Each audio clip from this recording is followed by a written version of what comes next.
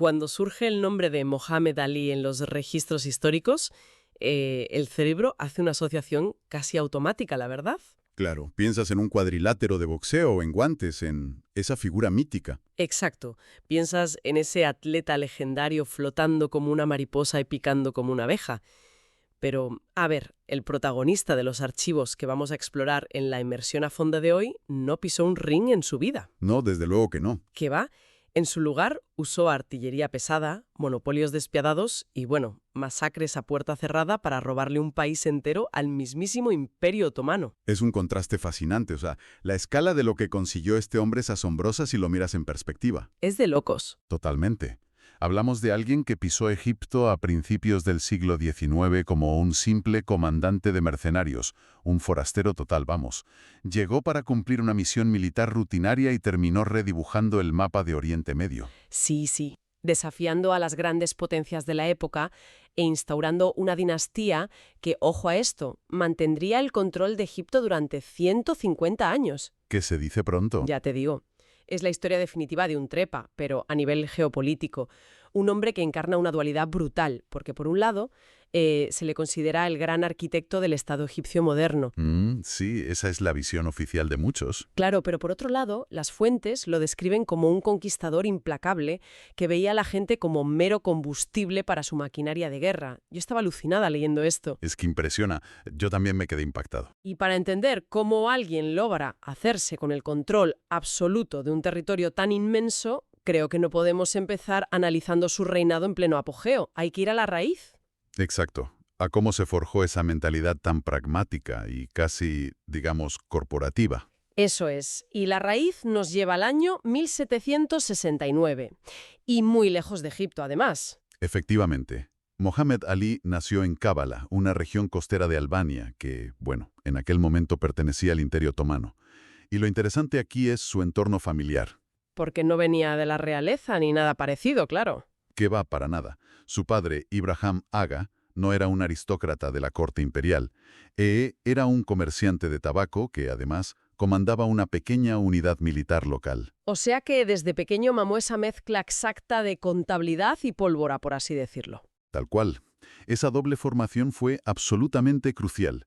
Quedó huérfano de adolescente y su tío, que se hizo cargo de él, vio rápidamente que el chico tenía talento para los números y para imponer autoridad. Y le puso a recaudar impuestos. Eso es. Le encomendó la tarea de recaudar impuestos y resultó ser extraordinariamente eficiente. Sabía cómo presionar, cómo negociar y a ver cómo aplicar la fuerza justa cuando las palabras no bastaban. Claro, lo que le abrió las puertas a un mando militar ya más formal. Pero la gran pregunta, para quienes nos escuchan, es ¿cómo salta un recaudador de impuestos albanés a gobernar Egipto? Hay una distancia física y política enorme. Pues el catalizador de todo esto, curiosamente, fue Napoleón Bonaparte. Fíjate, siempre metido en todo. ¿Ya ves? En 1801, las autoridades otomanas deciden enviar tropas a Egipto para expulsar a los franceses, que, bueno, estaban en plena retirada tras una campaña bastante desastrosa. Y Ali iba en uno de esos contingentes, ¿no? Sí, al mando de unas tropas albanesas. Y lo que se encontró al desembarcar en Egipto no fue para nada un campo de batalla ordenado. Se encontró con un vacío de poder absoluto y completamente caótico. Madre mía. Imagínate, los franceses haciendo las maletas, los otomanos intentando recuperar el control burocrático desde Constantinopla, y en medio de todo este lío estaban los mamelucos. A ver, detengámonos un momento en los mamelucos, porque son una pieza fundamental en estos registros. No eran un grupo cualquiera. Para nada. Eran la verdadera élite militar local. Originariamente eran soldados esclavos, pero se habían convertido en los señores absolutos de Egipto durante los últimos 600 años. 600 años, qué barbaridad. Sí, sí. Eran orgullosos, estaban atrincherados en el poder y desde luego no iban a ceder ante unos burócratas otomanos recién llegados de Constantinopla. Lógico. Y en ese caos a tres bandas, Mohamed Ali demostró un instinto político depredador, porque utilizó a sus mercenarios albanos para jugar literalmente a todas las bandas posibles. Un estratega despiadado. Un día apoyaba a los otomanos para debilitar a los mamelucos. Y al día siguiente cambiaba de chaqueta y se aliaba con líderes locales y eruditos religiosos para presentarse como el gran defensor del pueblo llano contra los impuestos abusivos del propio imperio. Básicamente se erigió como el líder populista que prometía orden en medio de todo ese fuego cruzado. Y la estrategia, oye, Fue un éxito rotundo. Vaya que sí lo fue. En 1805, el clamor popular obligó al mismísimo sultán otomano a tragar saliva y nombrarlo gobernador oficial o wali de Egipto. Pero, claro, tener el papel firmado en esa época no te daba el control real de la calle. Exacto, porque los mamelucos seguían existiendo, seguían teniendo muchísimas armas y seguían controlando las tierras. Y representaban una amenaza existencial gigantesca para él. Alí sabía de sobra que los mamelucos terminarían conspirando para derrocarlo, es decir, llevaban siglos haciéndolo con otros gobernadores. Era cuestión de tiempo. Totalmente. Así que decidió atajar el problema de raíz, pero con un nivel de sangre fría que de verdad todavía hoy resulta espeluznante al leer las crónicas. Vale, vamos a desgranar esto porque la escena parece saltar directamente de un libro de texto al guión de una serie sobre la mafia. Es como una boda roja, pero histórica. ¿Cómo ejecutó exactamente esta purga? Lo fascinante de esto es cómo manipuló el ego de sus enemigos. Ocurrió el 1 de marzo de 1811. Alí organizó una celebración masiva, súper ostentosa, en la ciudadela del Cairo, que era la gran fortaleza de la ciudad. Y la excusa que puso fue impecable, ¿verdad? Sí, sí. Dijo que su hijo Tuzún iba a liderar una importante campaña militar y quería celebrar una gran investidura pública, así que extendió invitaciones a toda la cúpula mameluca. A todos y cada uno de los líderes. A todos. 350 de sus líderes y cientos de sus seguidores acudieron. Y fueron vestidos con sus mejores galas, montando sus mejores caballos árabes. Hubo banquetes, desfiles, cortesías por todas partes. Una trampa absolutamente perfecta. Pusieron el ego por delante de la precaución. Tal cual. Y cuando terminó la parte principal de la ceremonia, los mamelucos montaron en sus caballos para abandonar la ciudadela y bajar hacia la ciudad. Y ahí es cuando se ciega la trampa. Entraron en un estrecho callejón empinado que estaba flanqueado por altísimos muros de piedra dentro del propio recinto de la fortaleza. Y una vez que la columna entera estuvo dentro, las pesadas puertas de madera se cerraron en ambos extremos. ¡Ostras! Estaban completamente encerrados. Atrapados sin salida. De repente, las tropas albanesas de Ali aparecieron en lo alto de los muros y abrieron fuego a discreción. Menuda masacre. Acabó con una élite de 600 años de antigüedad en cuestión de minutos, bajo una lluvia de balas. Y lo hizo en el contexto de una fiesta. Es que no dejaron a casi nadie vivo. Y en las horas y días siguientes, sus tropas se desplegaron por todo el Cairo para cazar a los mamelucos que no habían asistido a la celebración. ¡Madre mía! Lo que revela este acto, no es solo sadismo puro y duro. Es la aplicación más despiadada de la realpolitik. Exacto. Según la lógica de poder de la época, para Alício esto era un paso previo indispensable para sobrevivir. Hay una cita suya en los registros muy reveladora. ¿Ah, sí? Que decía, afirmaba ser muy consciente de que el Imperio Otomano se dirigía hacia la destrucción y que su gran objetivo era construir un vasto reino sobre esas ruinas. Pero claro, para levantar ese reino necesitaba un lienzo en blanco. Lógico. No podía permitirse tener nobles independientes cuestionando sus órdenes a cada paso. Claro. Pero a ver, tienes el lienzo en blanco. Has eliminado a la oposición de forma brutal. Pero ahora te enfrentas al problema eterno de cualquier aspirante a monarca absolutista. Y es que todo esto cuesta muchísimo dinero. Uf, ni te lo imaginas. Mantener mercenarios, construir un estado de la nada, sobornar a quien haga falta. Todo eso requiere unos ingresos que Egipto en ese momento no estaba generando en absoluto. Exacto. Y la forma en que reestructuró la economía es un caso de estudio fascinante, porque dejó de actuar como un gobernador tradicional para comportarse literalmente como el director general, el CEO de un monopolio gigante. Es que creó Egipto Sociedad Anónima. Es la analogía perfecta. Alí necesitaba centralizar toda la riqueza del país de forma súper urgente. Para ello, primero atacó al sistema de tenencia de tierras que se llamaba Iltizam. Que esto estaba controlado por los recaudadores locales. Teóricamente, las tierras estaban en manos de estos recaudadores que pagaban una cuota fija al Estado y se quedaban con el resto, abusando a menudo muchísimo de los campesinos. Un clásico. Pues lo que hizo Ali fue establecer unos impuestos estatales tan brutalmente altos a estos recaudadores que ninguno pudo pagarlos. O sea, una asfixia financiera totalmente premeditada. Matemática. Y cuando inevitablemente no podían pagar, el Estado confiscaba directamente sus tierras. Pero no contento con esto, luego fue a por los Waqf, Las fundaciones religiosas, ¿no? Exacto. Las fundaciones y tierras religiosas, que tradicionalmente siempre habían estado exentas de impuestos y bajo el control de los clérigos, pues les aplicó gravámenes fortísimos. Madre mía.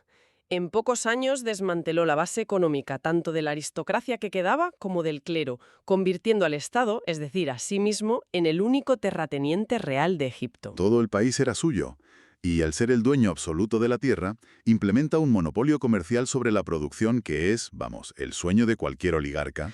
Totalmente. Porque los campesinos estaban obligados por ley a vender absolutamente toda su cosecha al Estado. O sea, el Estado fijaba un precio de compra bajísimo, acumulaba el grano, el azúcar, el índigo. Y luego lo revendía en los mercados internos y también a los europeos con unos márgenes de beneficio, astronómicos. Y es ahí cuando da el gran golpe maestro económico del que hablan todas las fuentes. Introdujo el cultivo intensivo de una nueva variedad de algodón de fibra larga. Una jugada brillante, porque la revolución industrial estaba en pleno auge en Europa. Especialmente en los telares británicos. Claro, y la demanda de algodón era insaciable. Así que Egipto se convirtió de la noche a la mañana en una máquina de hacer dinero. Pero a ver, ese dinero no iba a construir escuelas o a mejorar los salarios de esos campesinos, iba directo a la maquinaria bélica, ¿verdad? Claramente. Todo ese inmenso flujo de capital sirvió para construir fundiciones, astilleros enormes en Alejandría y fábricas de armamento. Hablamos de instalaciones que llegaron a producir 1.600 mosquetes al mes. Una locura para la época. Y fíjate, incluso la creación de la famosa imprenta de Bulaq, que décadas más tarde encendería el gran renacimiento literario árabe, comenzó con un propósito puramente práctico. Imprimir manuales militares. Eso es, manuales de guerra y decretos del gobierno. Nada de literatura romántica al principio. Claro, cuando ves esto desde fuera, es muy fácil caer en la trampa de llamarlo el gran reformador de Egipto. O sea, modernizó la agricultura, trajo la industria. Sí, en la superficie suena muy bien. Pero claro, la palabra reforma implica al menos cierta mejora social. Cuando rascas un poco los registros, ves que trataba a la población civil exclusivamente como un recurso explotable, como ganado casi. Literalmente. El nivel de sufrimiento humano para sostener esta Egipto S.A. era dantesco. Utilizó el corbé, que era un sistema de trabajo forzado implacable. Cientos de miles de campesinos fueron obligados a cavar canales y construir infraestructuras bajo la amenaza del látigo. Y morían a miles, literalmente a miles, por enfermedades y puro agotamiento. Y luego estaba el tema del servicio militar, ¡qué tela! El ejército de Alí no era una salida profesional honorable, era una sentencia de muerte o, en el mejor de los casos, de desarraigo permanente. Te llevaban y no volvías a ver a tu familia jamás. Es que la desesperación llegó a tal punto que la gente prefería automutilarse antes que servir al Estado.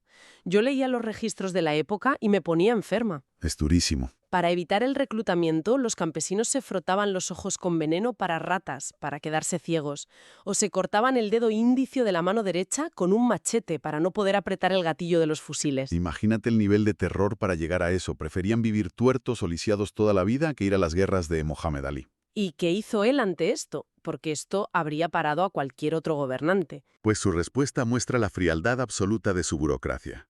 Cuando vio que se quedaba sin soldados porque muchos se cortaban el dedo, en lugar de, relajar las condiciones, ¿Qué hizo? creó batallones especiales de mosqueteros entrenados específicamente para apuntar con el ojo izquierdo y apretar el gatillo con el dedo medio. ¡Ostras! ¡Qué nivel de psicopatía institucional, de verdad! Implementó un estado hipervigilante total, asignó números de identificación militar únicos a cada recluta. Algo súper inédito en la región en esa época. Completamente. Adoptó la estricta disciplina militar europea, pero ojo, no porque admirase la cultura occidental. No, claro, lo hizo porque los manuales franceses le enseñaban cómo evitar deserciones y cómo castigar la insubordinación con una precisión matemática. Exactamente eso. Pero claro, toda esta gigantesca maquinaria de carne picada genera un problema imprevisto y puramente logístico. Si fuerzas a todo el mundo a trabajar hasta morir y a luchar en condiciones tan miserables, pues la gente se muere. Las matemáticas no fallan. Claro, necesitas mantener a tus recursos humanos vivos para poder seguir usándolos. Y aquí es donde la historia da un giro loquísimo hacia la sanidad pública, desembocando en una de las iniciativas más contraintuitivas de su gobierno. La Escuela de Medicina. Aquí es donde se pone realmente interesante, porque crea la primera escuela de medicina para mujeres de toda la región. En 1832. A ver, Ali había contratado a un médico francés, Anton Claude, conocido allí como Claude Bey, para organizar todo un sistema de salud militar. El problema grave que tenían era que Egipto sufría unas altísimas tasas de mortalidad infantil. Y epidemias constantes. Claro, una población diezmada sistemáticamente por epidemias, y eso amenazaba seriamente el suministro futuro de reclutas para el ejército. Así que Claude Bey propuso crear una escuela para formar mujeres médicas, o hakimas, que pudieran atender de cerca a la población femenina. Espera, a ver, no lo entiendo. Estamos hablando del Egipto de principios del siglo XIX. ¿Cómo logras implementar algo así en una sociedad tan profundamente conservadora, donde la educación formal para las mujeres era un tabú enorme? Era impensable. Y los líderes religiosos rechazaban frontalmente prácticas médicas básicas como la disección de cadáveres. Pues no lo logras mediante el diálogo o el convencimiento, eso está claro. Lo logras mediante la pura fuerza bruta del Estado. Las familias egipcias, por supuesto, se negaron en redondo a enviar a sus hijas a esa escuela. Era un escándalo. Obvio. Así que el gobierno de Ali tomó una decisión brutalmente pragmática. Las primeras estudiantes de medicina fueron jóvenes esclavas etíopes y sudanesas que compraban directamente en las subastas públicas de esclavos. Madre mía. Sí, a las que sumaron huérfanas rescatadas de los hospicios, y el Estado se convirtió de facto en su tutor legal. Es una imagen de un contraste brutal. O sea, agarran a esclavas y a huérfanas, las forman en medicina occidental moderna y al graduarse, fíjate en esto, les dan el título de Efendi. Que equivale a un rango militar. Exacto, a un rango de subteniente, con un salario estatal asegurado y hasta matrimonios concertados con médicos varones del ejército. Visto con los ojos de hoy, alguien podría intentar vender esto como una historia preciosa de empoderamiento femenino pionero en Oriente Medio. Y cuidado porque durante un tiempo en la historia se intentó vender exactamente así. Pero si conectamos esto con el panorama general, la historiografía moderna es mucho más precisa y mucho más cruda. Como señala el historiador Khaled Fahmy en los documentos. Exacto. Fahmy ha demostrado muy convincentemente que aquí no había ni una sola gota de feminismo ni de intención liberadora social. Fue un ejercicio puro y duro de biopolítica. Necesitaban cuerpos. Muhammad Ali necesitaba que los niños sobrevivieran a la viruela hoy para que 20 años después pudieran sostener un mosquete en una trinchera en Siria o en Sudán. Claro, eran como incubadoras vivas y mecánicas de mantenimiento para la gran maquinaria de guerra. Exactamente esa era la visión. Estas hakimas llegaron a vacunar a unos 600 niños al mes solo en el Cairo. Pero tenían otra función clave, mucho más sórdida y directamente relacionada con el ejército activo, que era controlar la sífilis. Uf, la sífilis, claro. Las enfermedades venéreas estaban destruyendo literalmente a los regimientos, y como los médicos varones no podían examinar físicamente a las mujeres por cuestiones estrictamente culturales y religiosas, pues las hakimas se encargaban de inspeccionar rutinariamente a las prostitutas en las ciudades y en los campamentos militares. Y si encontraban infecciones, me imagino que las encerraban. Las confinaban a la fuerza en hospitales especiales y las trataban médicamente, pero el objetivo único era proteger a los soldados, no curar a las mujeres por humanidad. O sea, operaban como una especie de policía médica militar, ejerciendo un control estatal e intrusivo brutal sobre el propio cuerpo de las mujeres y la salud reproductiva de toda la población. Todo, absolutamente todo, para garantizar la efectividad del ejército. Y vaya si el ejército fue efectivo. Con esa maquinaria también engrasada pasamos a la fase de expansión. Porque este hombre no construyó un ejército de ese calibre para hacer bonitos desfiles por el Cairo. No. En absoluto. Primero lo utilizó curiosamente en beneficio del sultán otomano, actuando como su brazo armado más fiable. Para ganarse su favor, claro. Lanzó una campaña salvaje, brutal en Sudán, impulsada principalmente por la búsqueda de oro y sobre todo, ojo a esto, la captura de decenas de miles de esclavos para formar un regimiento militar especial llamado Yihadía. Madre mía, la cantidad de frentes abiertos. Y no paró ahí. Luego, a petición directa de Constantinopla, marchó sobre Arabia para aplastar sin piedad al primer estado saudí. Y finalmente cruzó el mar e intervino en Europa, nada menos que en la Guerra de Independencia griega. Pero claro, en Grecia la cosa se tuerce bastante, ¿no? Porque ahí ya entran en juego las potencias europeas, y eso son palabras mayores. Así es.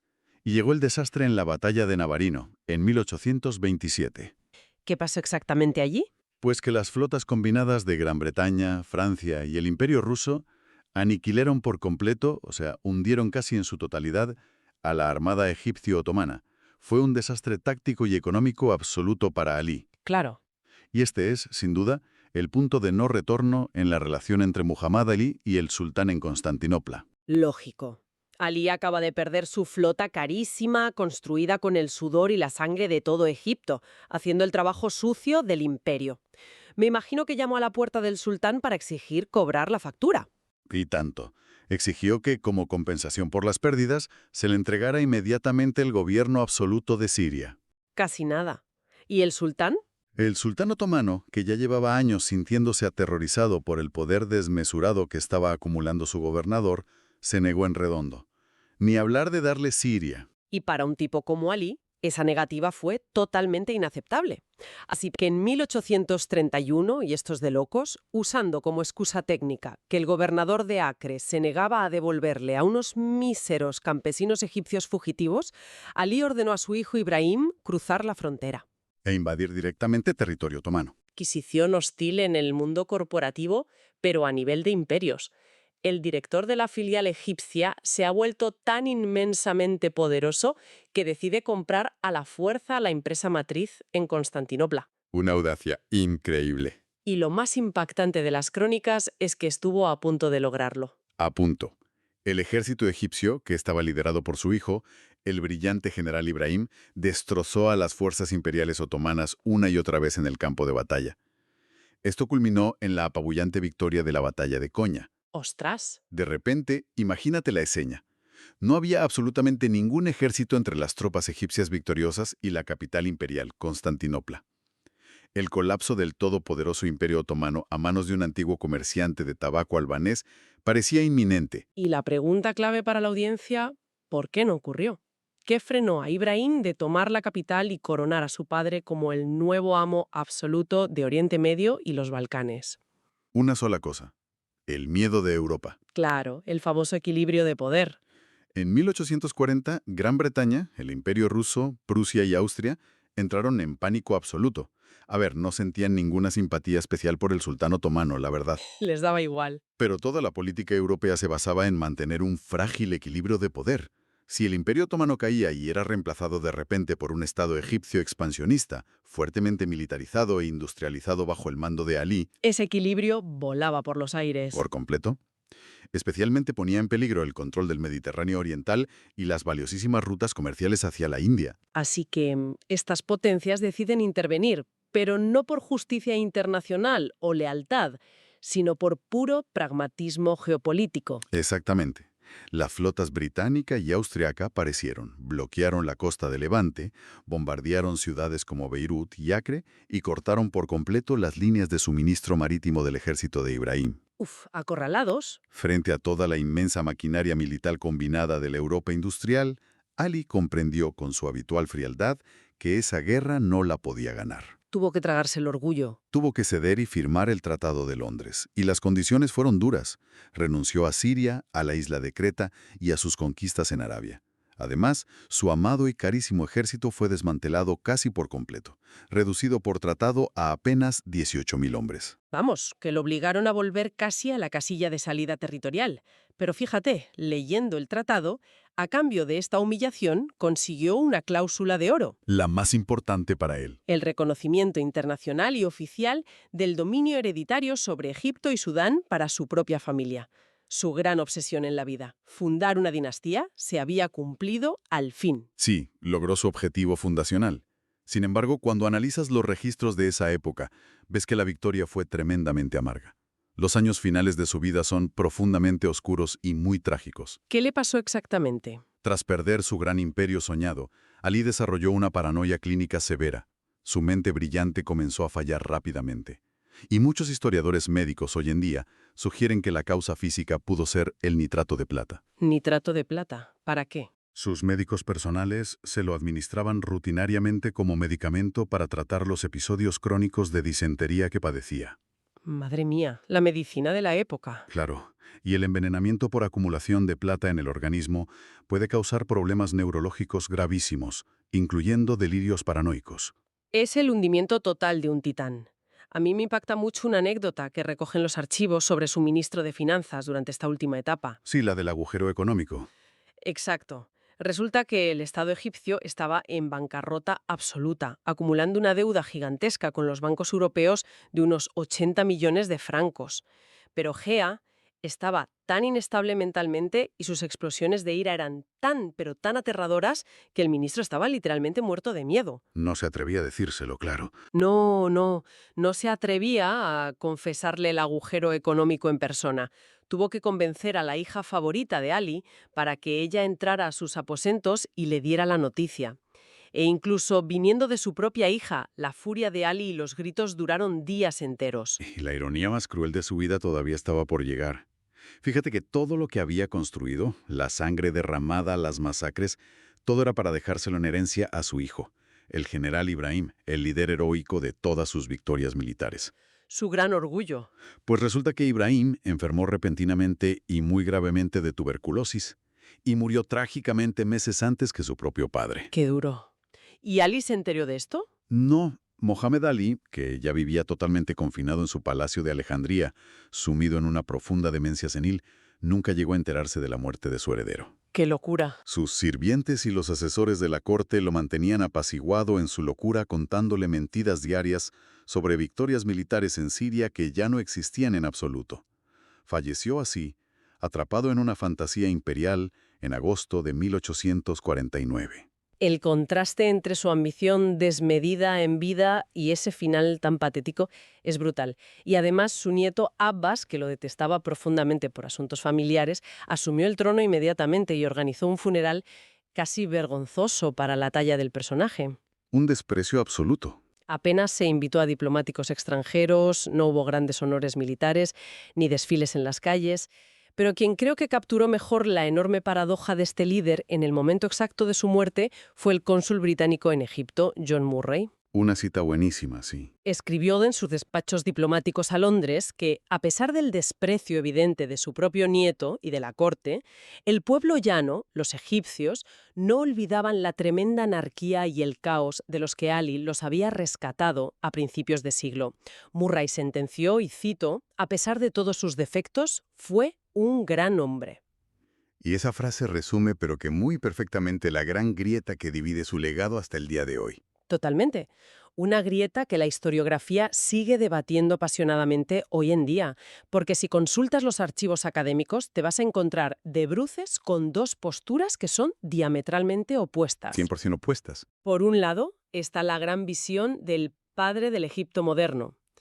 Esta postura argumenta que, sin la llegada de Ali, Egipto habría seguido siendo una provincia otomana estancada y pobre. Destacan cómo logró establecer fronteras claras, cómo construyó una burocracia civil moderna, donde no había nada. La infraestructura también. Claro.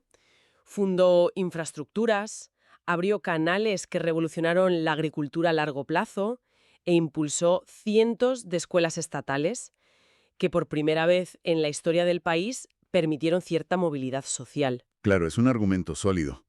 Pero esa narrativa tan heroica tiene cierto truco, ¿no? Si miramos quién la promovió. Totalmente.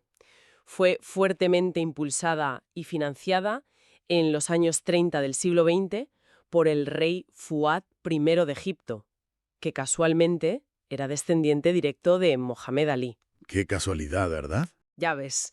Organizó los archivos reales explícitamente para que la historia escrita pintara a su bisabuelo como un gobernante nacionalista, iluminado y un líder benevolente que solo velaba por la modernidad de su amado país. Exactamente.